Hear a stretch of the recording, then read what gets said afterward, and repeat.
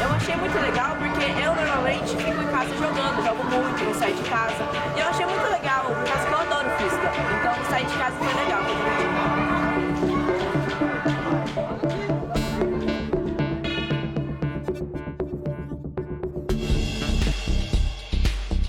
O pedestre tem responsabilidade, ciclista não. Uma cadeira na academia me foi negado pela história e pelo meu país. Hoje nós podemos, com o nosso megafone, que é o diploma na mão, nós não podemos recuar nesse debate. Declaro aberta a 7ª reunião da Comissão do Senado.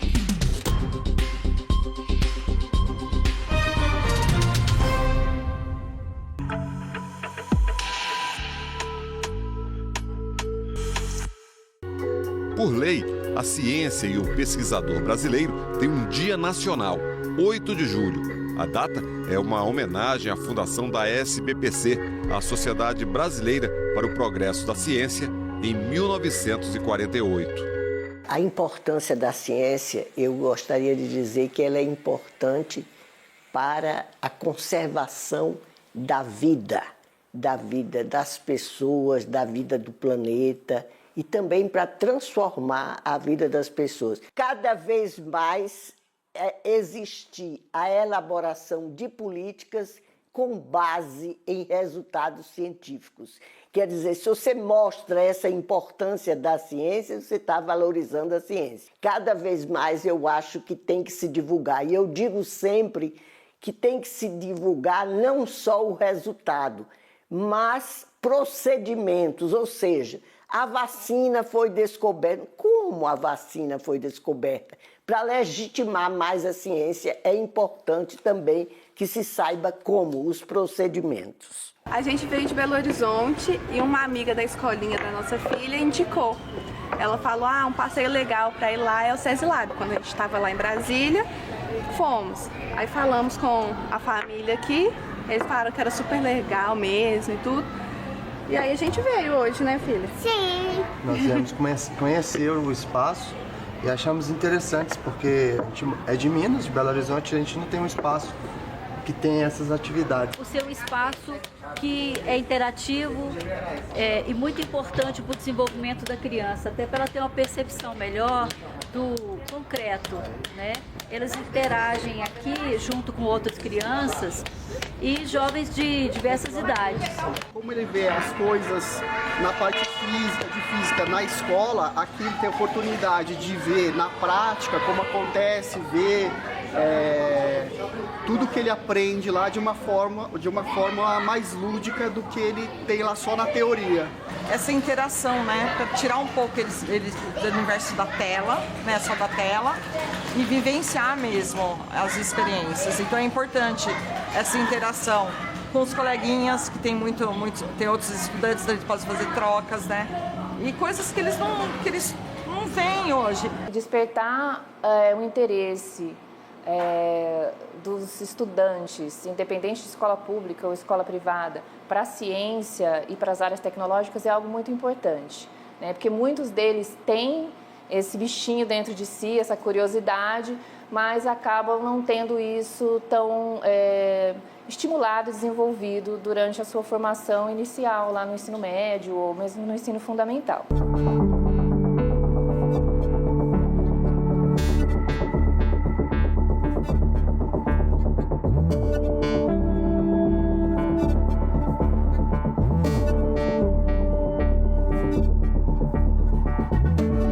O SESI-Lab é um museu de arte, ciência e tecnologia. A gente funciona desde novembro de 2022. Aqui é a exposição de longa duração.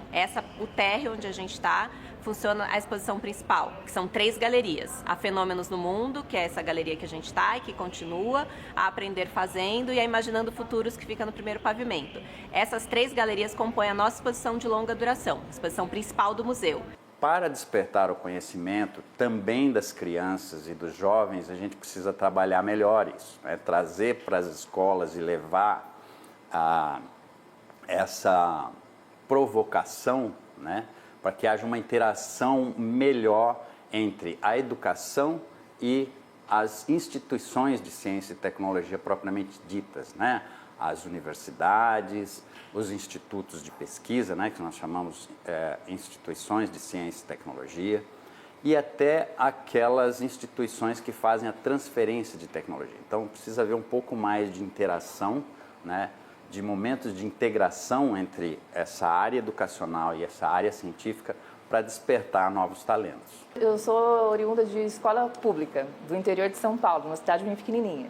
E lá eu tive duas professoras de biologia, eu sou bióloga, né, que despertaram em mim essa curiosidade. Aliás, sempre fui muito curiosa e adorava assistir Globo Rural desde pequenininha, mas despertaram em mim a curiosidade, a vontade de trabalhar com biologia, e isso me levou a fazer biologia. Então, eu estudei desde o ensino médio, eu sempre gostei disso, brincava que eu queria ser pesquisadora, que eu queria ser astronauta, coisas desse tipo. E aí fui fazer biologia na Unesp, e lá, desde o começo do meu curso de graduação em biologia, eu comecei a procurar professores que eu pudesse fazer estágio. A gente tem alguns programas para o público não dominante. Um deles é o SESI Lab Delas, que é um programa voltado para meninas e mulheres na ciência, para incentivar que essas meninas tenham carreiras científicas. Então, é um programa pequeno, que a gente atinge poucas meninas, mas que tem um grande impacto.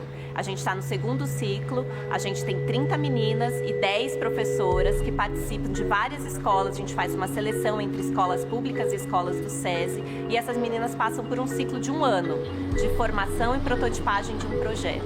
Então, são formas de ir quebrando essas barreiras simbólicas e ampliando o acesso de cada vez mais pessoas. Eu acho que o maior desafio que nós temos, vocês também, é realmente a popularização da ciência. As pessoas precisam entender a importância da ciência, a importância da inovação, da tecnologia. A China botou recentemente no Plano Nacional de Educação dela, né, colocar como missão, como objetivo, colocar a tecnologia e a inteligência artificial como prioridade. Hoje ela disputa com os Estados Unidos aí, não é? Mas a gente perdeu isso. Fizemos isso nos anos 60. Mandamos milhares de jovens estudar no exterior, e está aí a Embrapa, que é uma referência internacional. Todo mundo, em qualquer lugar do país, do mundo, conhece a Embrapa. Nós temos uma trajetória muito bonita na pesquisa agropecuária. Lembrem todos que nos anos 70 esse país era um grande importador de alimentos. Nós éramos lá cerca de 90 milhões de habitantes e produzíamos, à época, cerca de meia tonelada de cereais por habitante ano.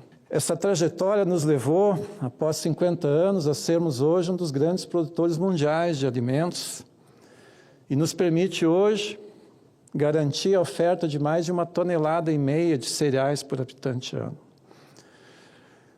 Nós temos hoje segurança alimentar, mas ainda não temos soberania alimentar, porque importamos boa parte das matérias-primas que utilizamos para produzir alimentos nesse país. Temos ainda, senador, uma dependência muito grande, a importação especialmente de fertilizantes. Portanto, será a ciência também que irá nos trazer as boas respostas para a gente ampliar a soberania sobre a nossa produção. Junto com a Embrapa, nós estamos participando com 2 projetos, um deles com a Embrapa, voltado para a agricultura espacial, chamado de Space Farming, e muitas vezes a gente pode perguntar, mas por que investir numa agricultura espacial se o país não tem, por exemplo, nesse momento, né, ou para o médio prazo, nenhuma estimativa ou perspectiva de missões tripuladas? E aí eu destaco que esse tipo de pesquisa ele é fundamental para que nós possamos capacitar os nossos pesquisadores a trazerem robustez, resistência e produtividade aqui na terra para a nossa agricultura.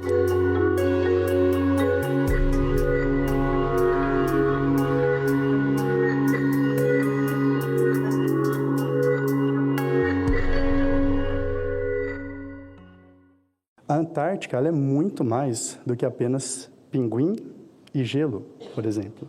Nós temos uma biodiversidade enorme naquele local.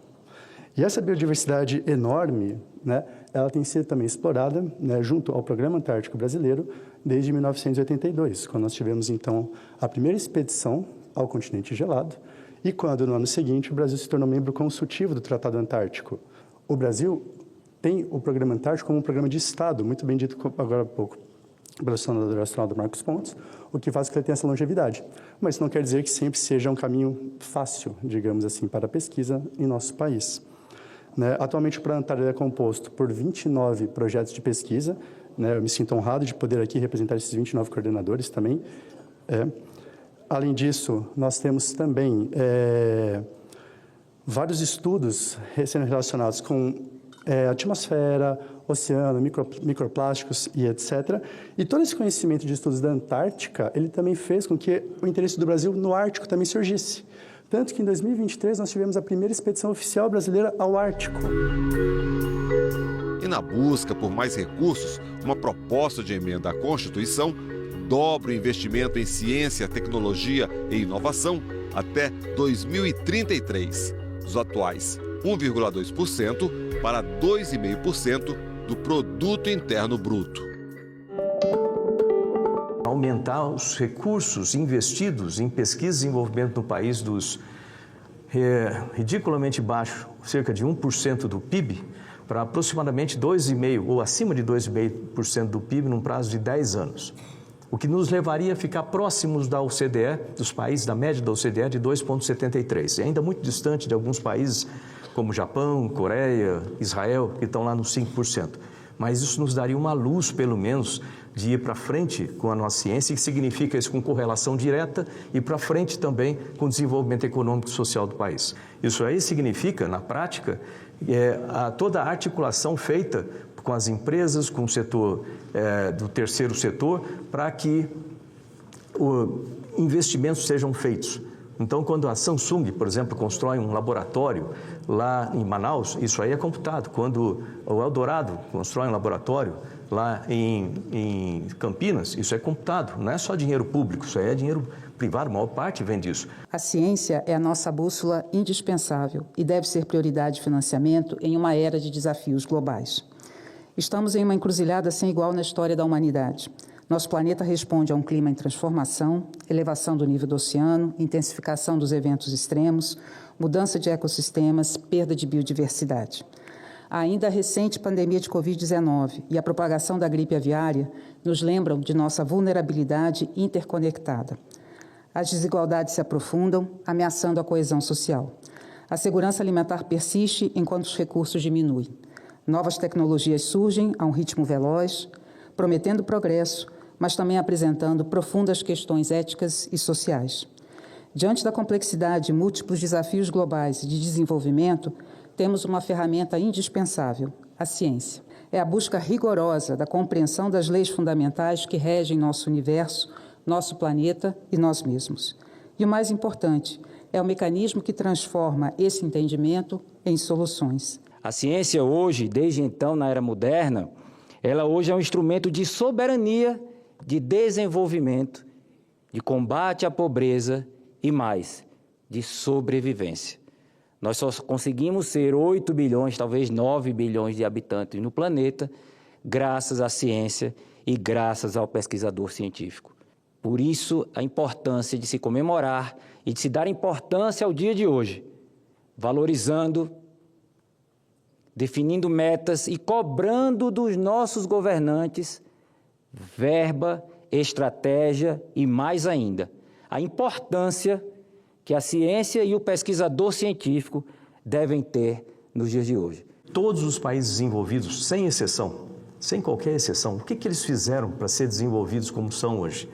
Não é questão de posição geográfica, não é questão de religião, não é questão de língua, não é questão de cultura, é só questão de usar a inteligência para fazer o investimento consistente em pesquisa e desenvolvimento, de forma que nós consigamos, consigamos fazer aqui no Brasil o que eles fizeram lá, usando uma receita simples, educação focada, investimento consistente em ciência, tecnologia e inovação, ambiente de negócio favorável para o desenvolvimento de empresas, principalmente de base tecnológica, para que os pesquisadores formados consigam ter empregos.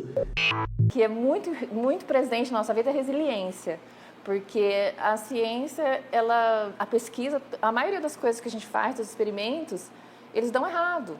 até dar certo. Então a gente experimenta de um jeito, tenta do outro. Então você tem que ser resiliente para chegar naquele lugar que você pretende ou para chegar naquela descoberta, naquele resultado, não naquele resultado, mas descobrir o porquê daquilo que você está se perguntando. A pergunta inicial, para você chegar na resposta dela ou em parte da resposta dela, você tem que ter resiliência para testar várias vezes uma coisa, mudar o caminho, recalcular a rota e chegar naquele objetivo que você pretendia.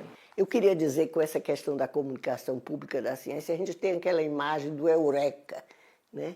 Gente, para você chegar a esse eureka, nem assim, de repente. Por isso que a questão dos procedimentos são tão importantes. Tem muita tentativa e erro até chegar no eureka.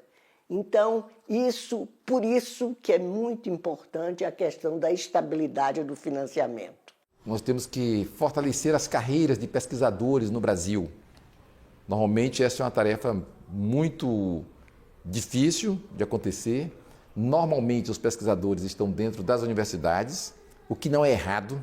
Eles estão ali nos principais centros de pesquisa, que são as nossas universidades públicas, algumas universidades privadas e alguns institutos muito importantes, uma boa parte deles vinculada ao próprio Ministério da Ciência e Tecnologia, mas não só. O Butantan é uma instituição ligada ao governo de São Paulo, mas também com relação forte com o governo federal, com o Ministério da Saúde. A Fiocruz, um centro excepcional de pesquisa na área da saúde, vinculado ao Ministério da Saúde do nosso país. Nós temos inúmeras outras instituições que são vinculadas a outros ministérios. Por exemplo, um centro de pesquisa avançado como Embrapa, que cuidou de garantir a melhoria da qualidade da produção agrícola e pecuária no Brasil, está vinculada ao MAPA. Essas instituições todas têm carreira de pesquisadores, mas a quantidade de pesquisadores no setor público ainda é pequena para a nossa necessidade e a quantidade de pesquisadores nos centros de pesquisa das empresas, especialmente as empresas privadas, é muito baixa. Quais são nossos gargalos? Muita desigualdade regional.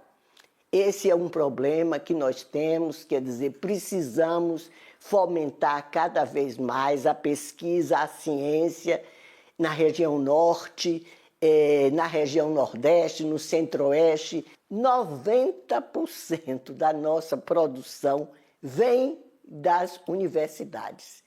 Então, ou seja, nós estamos produzindo, mas ainda com poucos recursos. Então, além desse gargalo, que eu chamo o gargalo da questão regional, eu vejo esse gargalo que é a questão das ICTs. As instituições de ciência e tecnologia precisam ter mais recursos. Em relação à gripe, todo ano há uma mutação de vírus. Todo ano nós pesquisamos o vírus, nós examinamos quais são os vírus que estão circulando e produzimos uma vacina nova. Todos os anos isso é produzido e destinado para o conjunto da população brasileira. Então são respostas que nós vamos dando. Em todas as áreas nós temos boas respostas, como resultado da pesquisa científica. Por exemplo, imagina o Ministério da Saúde, durante uma pandemia. Ele tem que ter, obviamente, o controle da política pública da saúde, como aplicar vacinas na população com mais eficiência e com mais amplitude. E o Ministério da Ciência e Tecnologia tem que desenvolver a vacina, usar as situações que a gente tem, os recursos que a gente tem para aplicar no desenvolvimento de tecnologia nacional. Isso incentiva os nossos pesquisadores, isso incentiva o desenvolvimento da indústria de tecnologia, né, ou das empresas ligadas à tecnologia. Se nós pensarmos, por exemplo, em ciência e tecnologia, essa região que nós nos encontramos hoje, a região centro-oeste, que é o bioma cerrado, lá no passado, antes dos anos 70, era uma região ignorada do ponto de vista de exploração agropecuária, porque não produzia. E não produzia por quê? Porque não era capaz de produzir? Não produzia porque não tinha conhecimento científico para explorar. Né? A partir do momento que se teve esse conhecimento, que se trouxe, que se estudou a questão da acidificação dos solos, a questão do melhor aproveitamento dos nutrientes e assim por diante, se conseguiu transformar uma região que antes era uma região rejeitada do ponto de vista de exploração agropecuária para o maior celeiro de grãos do país.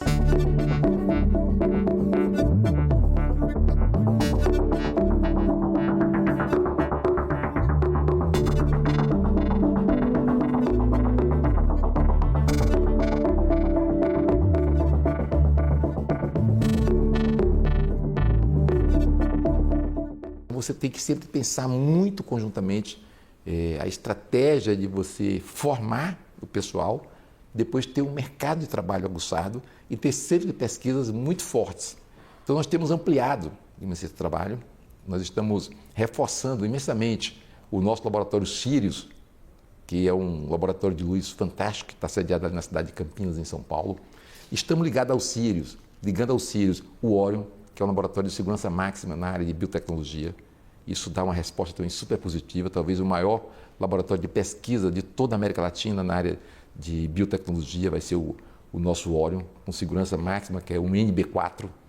Então, é um esforço do governo federal diretamente. Estamos construindo um reator multipropósito que pode tirar a dependência do Brasil da produção de radiofármacos, que hoje nós importamos mais de 80%. Um país sem investimento digno, real em ciência e tecnologia, esse país vai para onde? Vai ser escravo dos outros. Infelizmente é isso. E cada vez mais, num mundo que depende de tecnologia, tecnologias emergentes como inteligência artificial crescendo exponencialmente com várias aplicações, se o Brasil não tomar tenência, vamos chamar assim, tomar sentido em fazer o que é correto, fazer a parte estratégica, nós vamos ficar à mercê dos outros países. É só pensar em qualquer área. Tem uma pandemia, se nós não tivermos o laboratório, a capacidade de tratar dessa doença com produtos brasileiros, porque num momento desse de emergência mundial, cada país vai cuidar primeiro do seu. Se isso não entrar na cabeça dos nossos dirigentes, o Brasil vai ficar muito atrasado e não vai ter nenhum lugar. Embora a gente tenha todas as qualidades, todas as possibilidades com recursos naturais e tudo mais, e cientistas capazes, se isso não entrar na cabeça dos dirigentes, que geralmente não entendem de ciência e tecnologia, a gente vai ficar muito para trás. Como popularizar a ciência?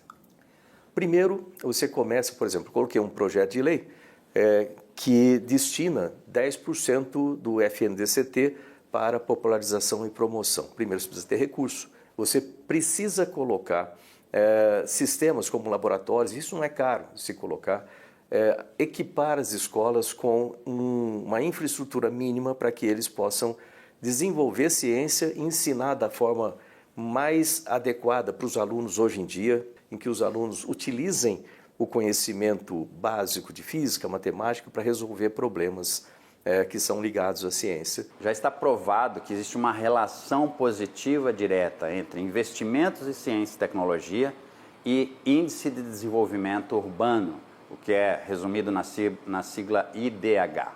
Por quê? Porque os países que mais investem em ciência e tecnologia são os países que também têm um índice de desenvolvimento humano mais elevado. Por quê? Porque esse conhecimento e essa tecnologia convertida em inovação para a sociedade melhora as condições de saúde, as condições de educação, o bem-estar social, a preservação ambiental, ou seja, as condições de sustentabilidade daquela nação. Não ter aquela ideia que eu acho que às vezes passa nas escolas, que fazer ciência é difícil. Não, tem que mostrar que fazer ciência é possível. Sim, a gente acredita justamente nesse potencial do aprender brincando. É até a metodologia da nossa escola. Que através da brincadeira ela vai guardar isso em outro local do cérebro, porque ela vai acessar com ludicidade, com mais leveza do que algo obrigado a fazer. Ah, tem que fazer isso, tem que aprender. Não, deixa ela se divertir. Que aí ela vai fazer com prazer, ao invés de ser algo imposto pela gente.